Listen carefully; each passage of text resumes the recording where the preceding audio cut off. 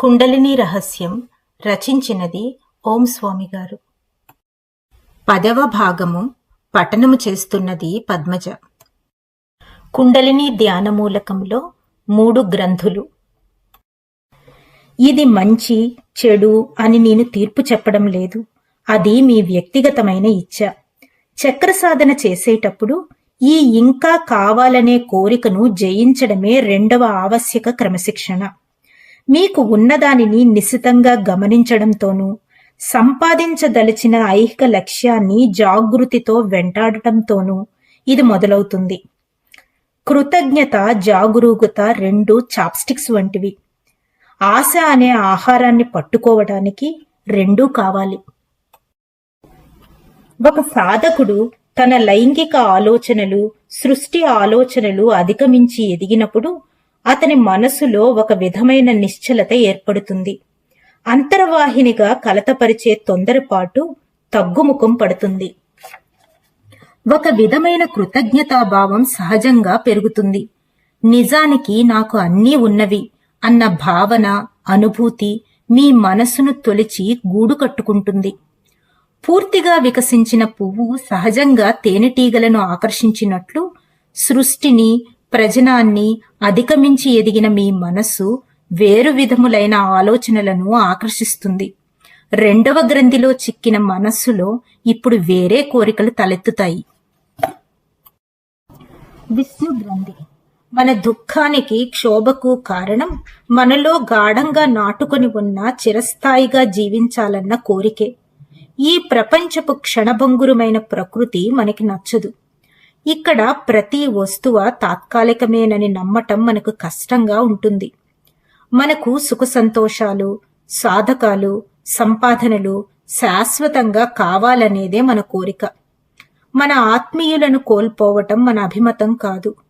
వీలైతే వారిని ఎప్పుడూ మనతోనే ఉంచుకోవాలని మన సంకల్పం. మనం సంపాదించింది ఏదైనా సరే వదలకుండా గట్టిగా పట్టుకుని కూర్చోవటం మనకు అత్యంత బలీయమైన కోరికలలో ఒకటి. ఆ కోరిక మనల్ని పరిమితం చేస్తుంది, చుట్టూ అడ్డుగోడలు కడుతుంది, మనల్ని కట్టిపడేస్తుంది. ఇదే 2వ గ్రంథి, విష్ణు గ్రంథి. విష్ణు ఆసనం హృదయ చక్రంలో ఉంది. శాశ్వతంగా సంతోషంగా ఉండాలనే కోరికతో మనం ఏమీ కోల్పోకుండా ఉండడానికి కష్టపడుతూ అన్ని పనులు చేస్తుంటాము. ఇలా పట్టుకుని వేలాడడమే మన ఉద్వేగాలన్నింటికీ బీజం. ఈ ఉద్వేగాలే ఏ సాధకుడికైనా 2వ మహా అవాంతం. ధ్యానించే సమయంలో మీ మనస్సు నిశ్చలం చేయడానికి ప్రయత్నించినప్పుడే మీ ఉద్వేగాలు మీ ఎరుకలోకి వచ్చి కోలాహలం చేస్తాయి. ఈ ఉద్వేగాలు కేవలం సుఖమైనవి లేదా కేవలం విముఖమైనవి కాదు, రెండింటి కలగలుపు. మీరు వదలని ఆలోచనలే ఉద్వేగాలు. ఇప్పుడు వాటికి మీ గుండెలో గూడు దొరికింది. మీరు విచారము, పశ్చాత్తాపము, అపరాధము, కోపము, ద్వేషము, ఈర్ష్య, అసూయ, ఆనందం, శాంతి ఇంకా ఎన్నో అనుభూతులకు లోనవుతూ ఉంటారు. మీ ఆలోచనలను కుతకుతలాడనిచ్చి వాటిని వదలలేకపోతే అవే కోరికలుగాను, ఉద్వేగాలుగాను మారతాయి. విష్ణువు సృష్టిని భరించి రక్షించుతాడు. మీ కోరికలు, ఉద్వేగాలే మీ జీవికకు మూలం. ఆ విషయం ఒక్కసారి ఆలోచించండి. మన కోరికలను, ఇష్టాలను నెరవేర్చుకోవడానికే మనందరము కష్టపడి పనిచేస్తున్నాం. శ్రద్ధాశక్తులు గల ఏ సాధకుడికైనా ఈ కోర్కల ఉద్వేగాల గ్రంథి 2వ అంతరాయం. మీరు కోరికలను త్యజించి ఉద్వేగాలు లేకుండా నిర్వికారంగా ఉండాలా? ఈ కోరికలు, ఉద్వేగాలే మనలను మానుషంగా నిలబెడతాయి. ఈ కోరికలను, భావావేశాలను మనం పూర్తిగా విడిచిపెట్టలేము. మీకు డబ్బు కూడబెట్టాలనో, ప్రఖ్యాతులు కావాలనో పెద్ద కోరికలు ఉండకపోవచ్చు. అంత మాత్రాన మీకు కోరికలు లేవని భావం కాదు. ఇవాళ వేరుగా ఏదో తినాలని, ఆప్తులతో మాట్లాడాలని, సినిమా చూడాలని, వినోదం ఆనందించాలని ఆశ కలగడం ఇవన్నీ కోరికలే.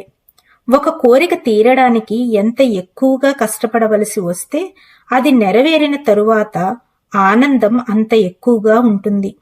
అయితే ఆ ఆనందం చిరకాలం ఉంటుందని, శాశ్వతమని భావం కాదు. మీ శ్రమ అందుకు పట్టిన కాలం ఎక్కువయ్యే కొద్దీ మీలో పెళ్ళుబికే ఆనందం వరదలా ఉప్పెనలా ఉద్ధృతమవుతుందని భావం. మన భావావేశ స్థాయి మనకు దొరికిన దానిని మనం ఎలా అంగీకరించి స్వీకరించుతామో అనే దానిపైన ఆధారపడి ఉంటుంది. మన భావావేశ స్థాయి ఆ పరిస్థితిలో మన స్పందనలను నిర్ణయించుతుంది. ఎవరో మిమ్మల్ని విమర్శించారు. అప్పుడు మీరు మింగలేక కక్కలేక ఊరుకున్నారు. అది మీలో ఒక విముఖ భావావేశాన్ని రెచ్చగొడుతుంది. మీరు అవమానంతో తలదించుకోవచ్చు, లేదా ఆ విమర్శను ద్వేషించవచ్చు. ఆ మానసిక స్థితిలో మీరు మామూలుగా అనని మాట అనడమో, చేయని పని చేయడమో చేస్తారు. మనసులో మీరు ఆ విమర్శను తిరస్కరించగలిగితే, లేదా మౌనంగా స్వీకరించి దానిని మీ మనసులో నుంచి బహిష్కరించగలిగితే ఎటువంటి విముఖ అనుభూతి మీ అనుభవంలోనికి రాదు. ఒక సుడిగుండంలో ఈదడం కంటే ఒక కొలను లేదా చెరువులో ఈదడం సులువు.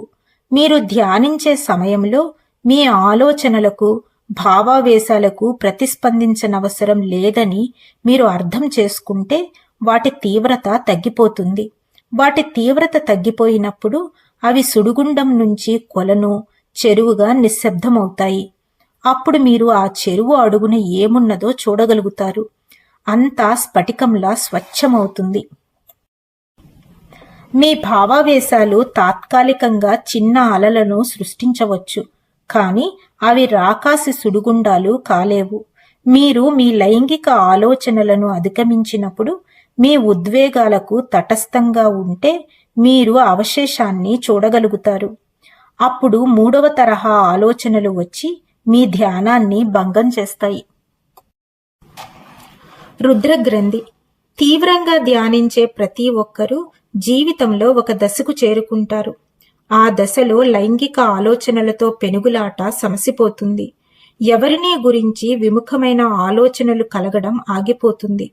వారు నిజంగా కృతజ్ఞతామయులై ఉండే దశ వస్తుంది. మనసు నిశ్చలతను అనుభవిస్తున్న ఆ క్షణంలో, నీటి అడుగు ఉన్న రంగులను చూడడం మొదలైన ఆ తరుణంలో మరొక ఆలోచన తరంగం వారికి తెలియకుండానే వారిని కమ్మేస్తుంది. ఈ ఆలోచనలు ఇంకా కావాలని, ఇంకా కట్టాలని కాదు, ఎవరికైనా హాని చెయ్యాలని అంతకంటే కాదు. ఇవి అంతకంటే అధ్వన్నమైనవి. ఇవి ఆత్మనిందామయ ఆలోచనలు. ఇవి ధ్యానిని దుర్బలుడిని చేస్తాయి.